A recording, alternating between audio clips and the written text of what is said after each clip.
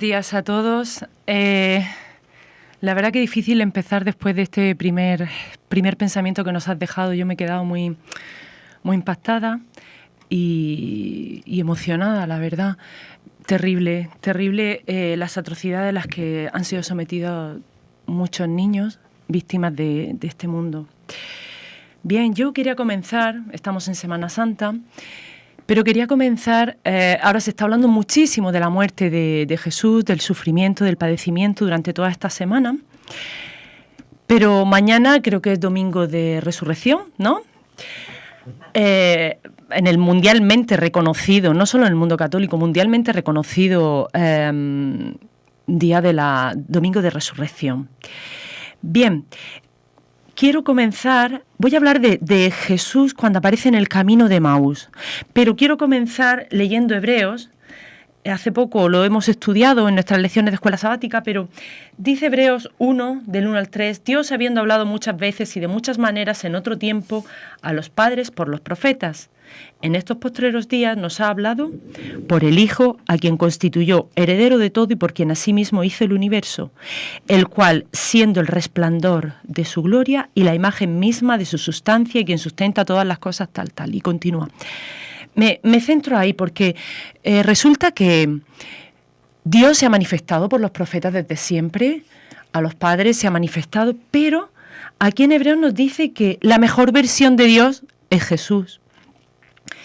Él es el resplandor de su gloria, dicen otras versiones, la expresión exacta de su naturaleza, de su carácter. Pues bien, me voy a centrar, y podéis venir conmigo, a Lucas 24. En el versículo 13 narra un episodio muy interesante. Jesús ya ha muerto, incluso Jesús ya ha resucitado, aunque muchos de sus discípulos pues no lo saben. Resulta que aquí hay dos discípulos de Jesús que están caminando y están consternados, están decaídos, atormentados, porque Jesús ha fallecido. No solo eso, sino que las mujeres, María, le han dicho que la tumba está vacía, que alguien ha retirado el cuerpo de su Señor. Para nada era lo que ellos esperaban, para nada era el Mesías que ellos esperaban, el liberador. Pues bien, podéis venir conmigo. Vamos a leer este episodio porque yo lo distorsionaría sin duda. Entonces vamos por eso a la Biblia, en Lucas 24, a partir del versículo 13, y vamos a ir comentando. Y aquí, dos de ellos iban el mismo día a una aldea llamada Emaús, que estaba a unos 70 estadios de Jerusalén. Era una pequeña aldea que estaba a unos 11 kilómetros. Vale, Emaús, es interesante saber el significado de Emaús. Significa fuente ardiente o de salvación. Pues qué curioso que estos dos discípulos van hacia esa fuente de salvación, fuente ardiente. Y resulta que se les pega un extranjero. Alguien ahí y ellos ni se enteran. Bien, continúo. E iban hablando entre sí de todas aquellas cosas que habían acontecido. Sucedió que mientras hablaban y discutían entre sí, Jesús mismo se acercó y caminaba con ellos. Mas los ojos de ellos estaban velados para que no le conociesen. Estaban ciegos. Pero qué bueno que se les acerca el único que puede devolver la vista. Está cargada esta historia de muchos pequeños detalles que enriquecen. Y les dice Jesús: ¿qué palabras son estas que tenéis entre vosotros mientras camináis? ¿Por qué estáis tristes? ¿Acaso no lo sabía Jesús? ¿Acaso Jesús, que lo sabe todo, no sabía lo que le pasaban a ellos? No sabía perfectamente lo que estaban hablando, ya estaba caminando con ellos incluso. Sabía perfectamente de qué hablaban y por qué estaban tristes. Pero Jesús se acerca a nosotros y nos dice: ¿qué te pasa? Él lo sabe todo, pero Él quiere que le contemos, porque cuando nosotros contamos, revelamos a Jesús nuestras tristezas, nuestros conflictos, nuestras penas, nosotros nos hacemos más conscientes.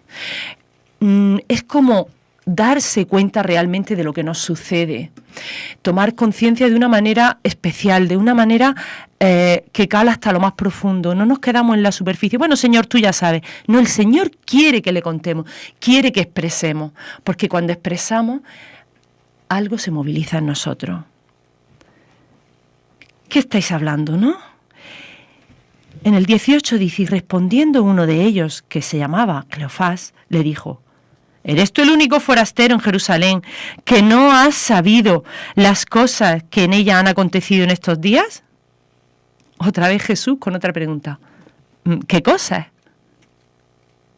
¿Qué cosas? ¿De qué me estás hablando? Entérate, toma conciencia, reflexiona. ¿Qué es lo que ha pasado? ¿Realmente sabes lo que ha pasado? Claro, y entonces ellos le dijeron, pues sí, de Jesús Nazareno, que fue varón profeta, poderoso en obra y en palabras delante de Dios y de todo el pueblo. Y cómo le entregaron los principales sacerdotes y nuestros gobernantes a sentencia de muerte y le crucificaron. Pero nosotros esperábamos que Él era el que había de redimir a Israel. Y ahora, además de todo esto, hoy es ya el tercer día que esto ha acontecido. O sea, están destrozados. Su sueño hecho polvo. Aunque también nos han asombrado unas mujeres de entre nosotros, las que antes del día fueron al sepulcro. Y como no hallaron su cuerpo, vinieron diciendo que también habían visto visión de ángeles, quienes dijeron que Él vive. ¡Ay! Estas mujeres creyeron. Y fueron algunos de los nuestros al sepulcro y hallaron así como las mujeres habían dicho, pero a Él no le vieron. María creyó porque María lo vio. Entonces Él les dijo, oh insensatos y tardos de corazón, para creer todo lo que los profetas han dicho. O sea, vosotros que estudiáis, está hablando con hebreos, vosotros que estudiáis el Tanaj, a todos los profetas, ¿y no os habéis enterado? No es, y aquí el versículo 26 muy importante, ¿no era necesario que el Cristo padeciera estas cosas y que entrara en su gloria? Ellos sin duda leían a los profetas, pero seguían esperando un rey majestuoso, que les liberase del yugo romano, y bueno, y que ellos iban a coger poder porque estaban subyugados y doblegados a otro pueblo. Y Jesús les dice, ¿no os habéis enterado que era necesario que padeciese? Y Jesús les habla del sufrimiento. Este Jesús que tenía que sufrir. ¿Cómo habéis leído a los profetas? Y comenzando desde Moisés y siguiendo por todos los profetas, les declaraba en todas las escrituras lo que de él decían.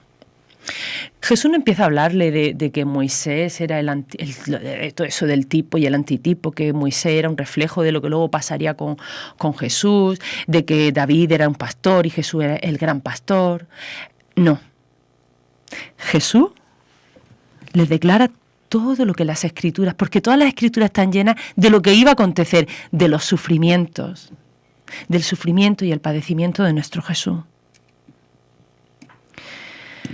Entonces llegan a la aldea y le obligan a quedarse, ¿no? Y en el 30 dice, y aconteció que estando sentado con ellos a la mesa, tomó el pan y lo bendijo, lo partió y les dio. Entonces, ahí ocurre el milagro.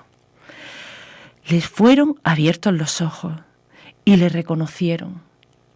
Mas él desapareció de su vista.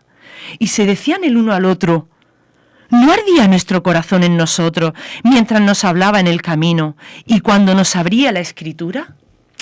Cuando nos abría la Escritura. Ese abría la Escritura es cuando nos aclaraba la Escritura. Ahí hay una evolución del conocimiento de Dios. Hay una evolución en nosotros cuando nos acercamos a nuestro Señor. Igual que el apóstol, igual que Pablo, cuando fueron abiertos los ojos y vio la gloria de Jesús, ahí creyó. porque lo vio. No olvidemos esto, ahí lo vio.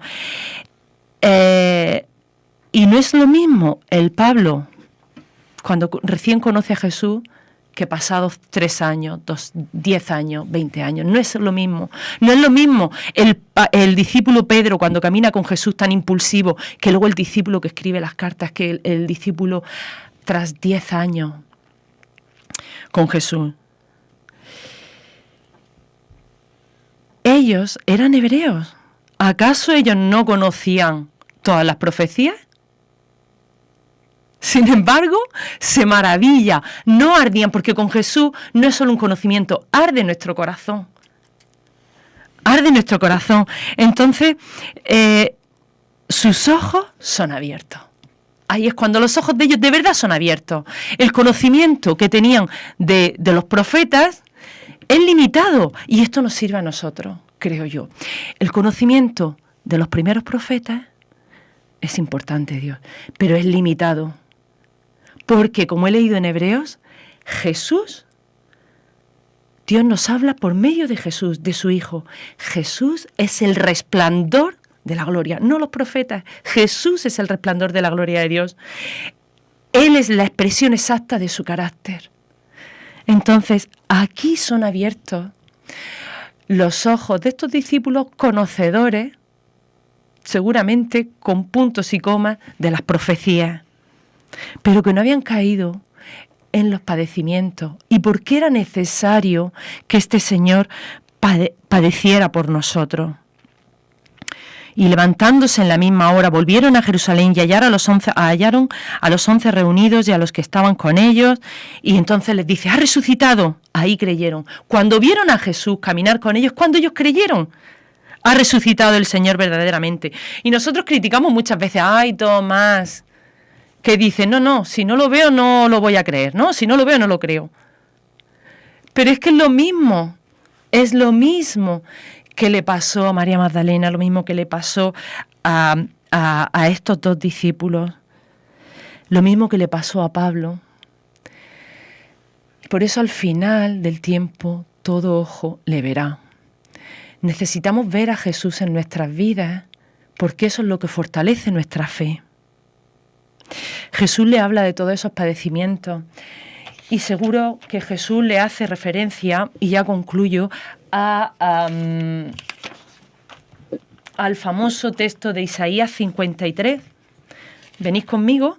Isaías 53 se lo tenían que saber ellos de memoria, porque Isaías 53 está en el Antiguo Testamento, está en el libro, es uno de los profetas que ellos estudiaban. Leo el versículo 3 del 3 a 5. Despreciado y desechado entre los hombres, varón de dolores, experimentado en quebranto, y como que escondimos de él el rostro. Fue menospreciado y no lo estimamos. Ciertamente llevó él nuestras enfermedades y sufrió nuestros dolores. Y nosotros, le tuvimos por azotado, por herido de Dios y abatido. Mas él herido fue por nuestras rebeliones, molido por nuestros pecados.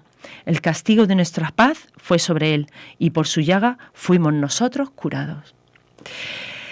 O sea, que lo tuvimos por azotado, por herido de Dios. ¿Qué quiere decir esto? Despreciado de Dios. Nosotros lo tuvimos como que él había errado. Y esto pasa mucho también, como le pasó a muchos de los profetas, tenidos como desechados de Dios. Y a Jesús también nos atrevemos a juzgarlo, a tenerlo como despreciado. Él, más adelante dice, fue molido por nuestras iniquidades. No en lugar de nuestras iniquidades, sino que nuestras iniquidades lo matan. Por sus heridas hemos sido sanados. Pues bien, en el camino a Emaús, Jesús muestra desde Moisés y todos los profetas todas las cosas referentes a él con relación al sufrimiento. Tenemos que estudiar los profetas a la luz de Jesús. Si no, vamos a errar. Si sacamos a Jesús del estudio de la Biblia, vamos a errar. Vamos a tener una visión incompleta, sesgada, y para nada salvífica.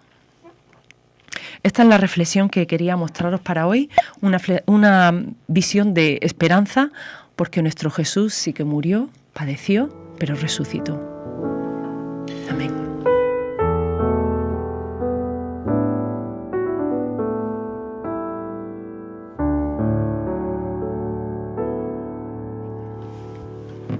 Gracias, Lola.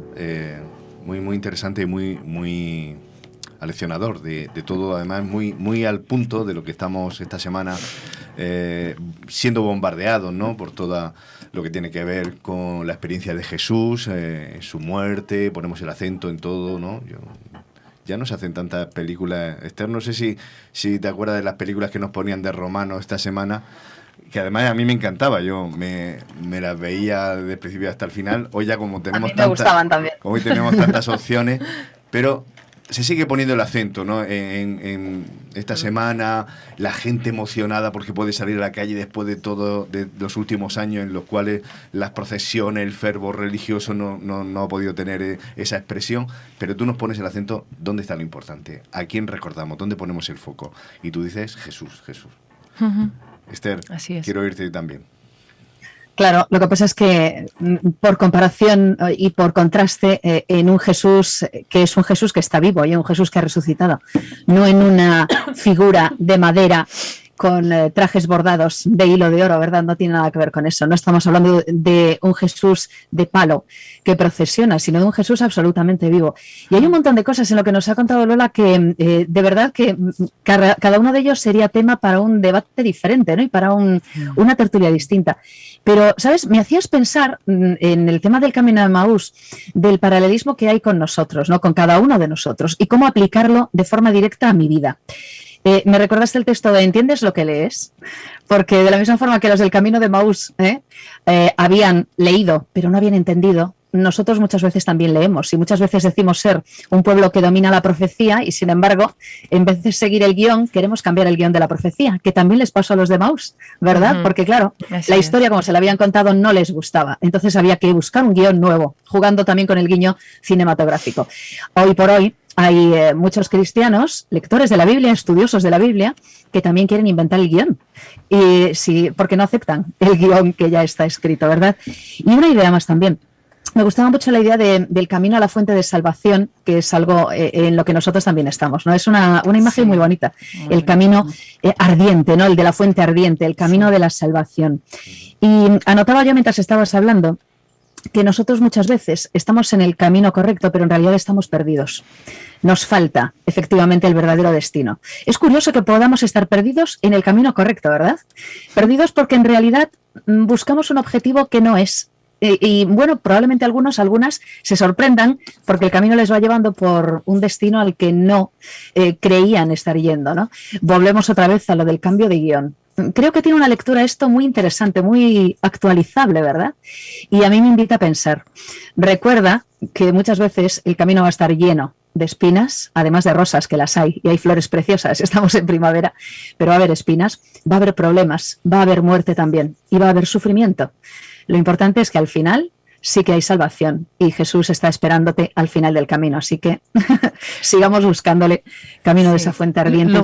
Lo bonito también de ese camino de Emaús, Esther, es que Jesús le sale al encuentro.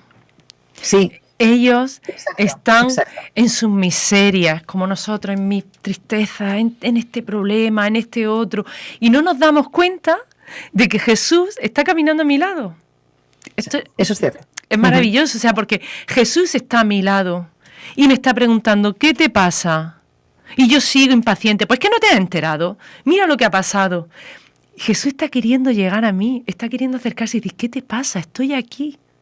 No te das cuenta, o sea, estás viendo todas esas misiones, no te das cuenta que estoy al lado tuyo, que hay esperanza, que no está todo perdido. Entonces, maravilloso, sí. Hay otra cosa, yendo por ese camino, el valor de las preguntas. Como Jesús, a veces quisiéramos deprisa quemar las etapas, porque tú has hablado de la importancia de tomar conciencia. Y eso requiere un proceso. Y requiere caer del árbol, como una fruta madura que no de repente no no de un día para otro pues era verde y de repente está justo en el punto de maduración, sino que igual que una fruta va engordando, va puliendo, ¿no? va un poquito acercándose a ese punto de madurez. Jesús también nos quiere en ese punto hasta que al final caemos, ¿no? Tú has comentado el valor de las preguntas. ¿Sabes lo que te está pasando? A veces no tenemos esa paciencia, ni siquiera con Dios, cuando nosotros también vamos ahí y le preguntamos. Y a veces no dejamos ese proceso, no sé cómo tú lo ves, ¿no? Como terapeuta, es el valor de caer en la cuenta de las cosas y tomar ese valor, esa conciencia. Quizás pasamos muy de puntillas por todos los temas. Tiene mucho más valor la pregunta, porque cuando tú estás hablando como terapeuta, como profesor, cuando tú estás hablando, el alumno fácilmente se puede desconectar y perder en su historia.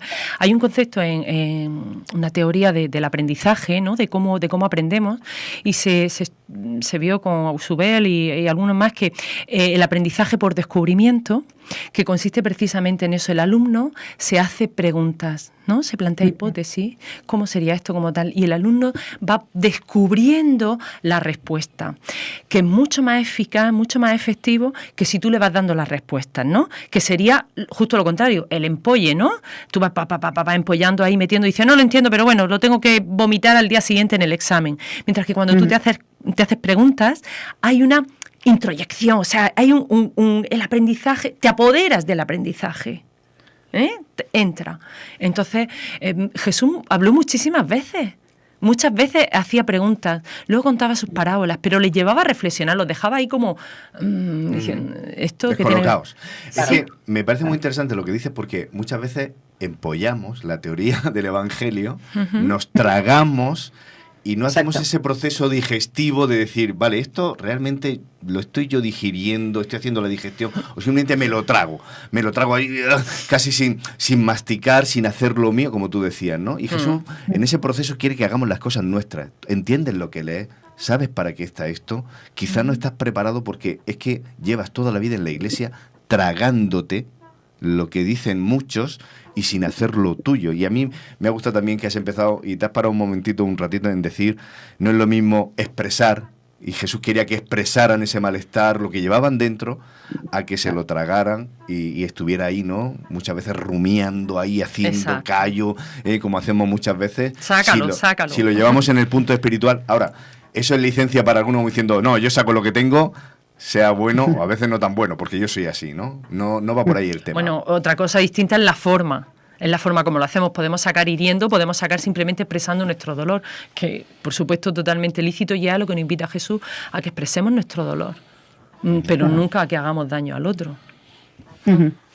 Yo creo que incluso me gustaría más, fíjate, incluso aunque luego hubiera que corregir la forma, que hubiera más debate, de hecho, ¿sabes? Y más desencuentro muchas veces hablando de estas cosas, ¿no? Y que fuéramos suficientemente valientes como para aceptar a veces que no entendemos ciertas cosas o que algunos temas son complicados, ¿no? Porque también es verdad que muchas veces les pasaría también a los de Emaús y en nuestro personal camino de Emaús, entendemos los mismos conceptos pero de forma diferente. Porque claro, somos gente con bagaje distinto, con experiencia religiosa diferente. Como esto es una cuestión relacional al final, ¿no? De cómo te relaciones tú con ese Jesús y al final cómo acabe pues impactando en tu vida, también es cierto que estamos en partes diferentes del proceso y que somos gente diferente, con diferentes problemas, necesidades, ¿verdad? Formas incluso de entender. Y formas diferentes de vivir también.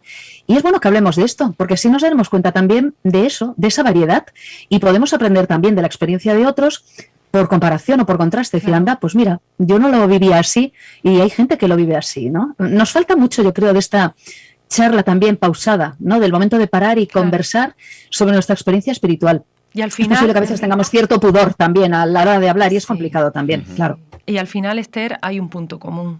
Cada uno tiene sus problemas, sus cuestiones, sus historias, pero hay un punto común.